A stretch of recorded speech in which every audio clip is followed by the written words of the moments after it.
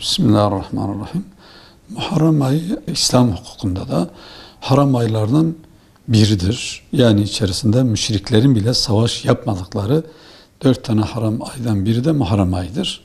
Muharrem ayı tarihin seyri içerisinde çok önemli olaylar, yani Hazreti Adem'in Muharrem ayının Aşura gününde yaratıldığını, cennete o zaman konulduğunu, Arafat'a yine Cuma günü Hazreti Havva ile bir araya geldiklerini, Hazreti İbrahim Aşura günü ateşten kurtulduğu, Hazreti Musa Aleyhisselam Aşura günü, Muharrem'in 10. günü olan Aşura günü denizden kurtulduğu, Firavun'un denizde boğulduğu, Hazreti Yusuf'un zindandan Aşura içerisinde Cuma günü çıktığı ve dolayısıyla da günümüze gelinceye kadar veya da Hazreti Muhammed Aleyhisselatü Vesselam'a getirinceye kadar Muharrem ve Aşura ayının böyle bir tarihi bir gerçeği vardır. Resul-i Ekrem Aleyhisselatü Vesselam zamanında sahabeler soruyorlar. Ya Resulü Aleyhisselatü Vesselam, Yahudiler Aşura'nın yani 10. günde oruç tutuyorlar. Ne yapalım?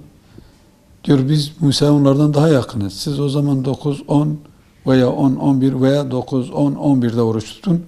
Ama oruç tutmada bile onlara muhalif olun diye Resulü Aleyhisselatü Vesselam, bunu tırnak içinde söylüyorum, yani ibadetlerde bile gayrimüslimlere uymanın caiz olmadığı çıkıyor. Şimdi en önemli olaylardan birisi Hazreti Hüseyin'in Kerbela'da şehit düşmesidir. O da Muharrem'in Aşura günü, Cuma günü aynen olmuş.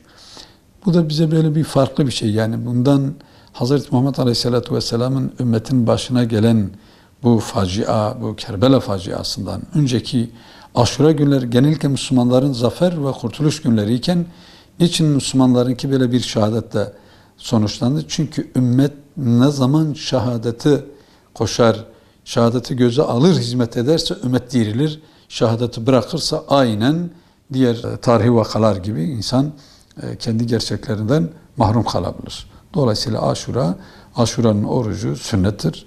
Resul-i Ekrem Aleyhisselatü Vesselam 9, 10, 10, 11 veya 9, 10, 11'de tutun diye böyle bir tavsiyesi olduğu için böyle tutmakta böyle bir ibadi bir boyutu da vardır.